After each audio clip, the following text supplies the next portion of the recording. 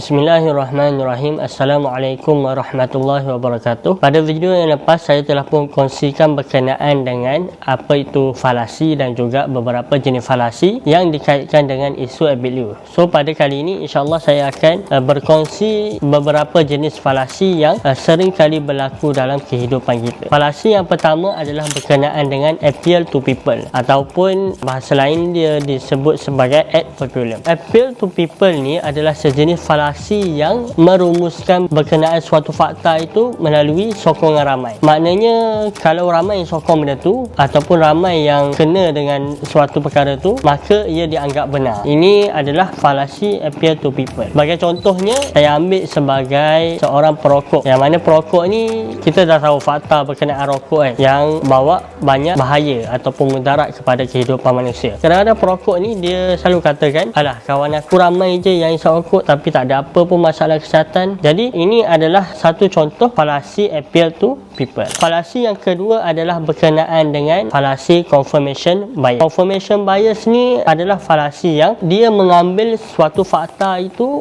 mengikut kecenderungan dia sahaja. Kalau suatu fakta tu berlawanan dengan kecenderungan dia, maka dia tolak fakta tu walaupun fakta tu adalah lebih kuat. Sebagai contohnya, saya sentuh berkenaan dengan isu Eliza Helmi yang nyanyi dekat majlis perkahwinan dia. Maka muncullah asatizah yang nak backup keadaan tu dengan mengatakan fakta-fakta yang boleh dikatakan lemah, sedangkan masih ada lagi fakta yang lain yang dia pejamkan mata. Ini adalah sebagai contoh confirmation bias. Dia ambil fakta yang kena dengan selera dia, fakta yang berlawanan dengan selera dia, dia pejamkan mata walaupun fakta tu adalah lebih kuat. Falasi yang ketiga adalah berkenaan dengan falasi appeal to force. Appeal to force ni maksudnya dia memberi sesuatu pendapat, tetapi dalam masa sama dia memberikan ancaman kepada mereka yang tidak menerima pendapat dia. Sebagai contoh, saya ambil berkenaan dengan isu Ustaz Muhaizat. Kalau kita tengok dalam video Ustaz Muhaizat, pasti akhir sekali dia akan sebut kalau orang yang buat macam ni Wahabi lah. Jadi dalam dia memberikan satu pendapat yang lemah ataupun kuat, tapi dia nak pastikan orang ikut pendapat dia,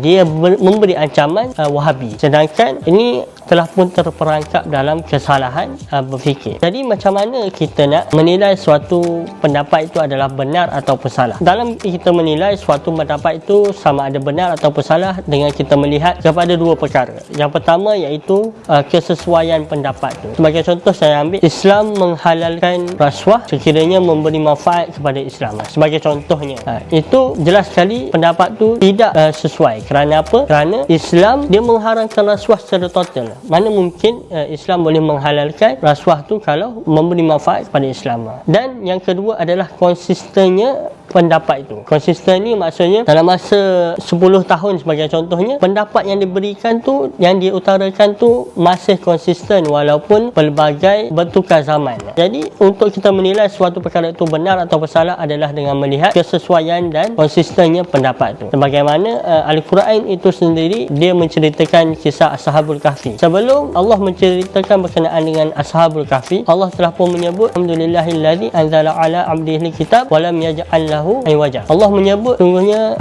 kitab Al-Quran itu tidak ada bengkang-bengkoknya, nak menunjukkan bahawasanya Al-Quran itu yang membawa perkara benar tidak pernah memberikan fakta yang bengkang-bengkok, tapi dia memberi fakta yang konsisten sepanjang zaman.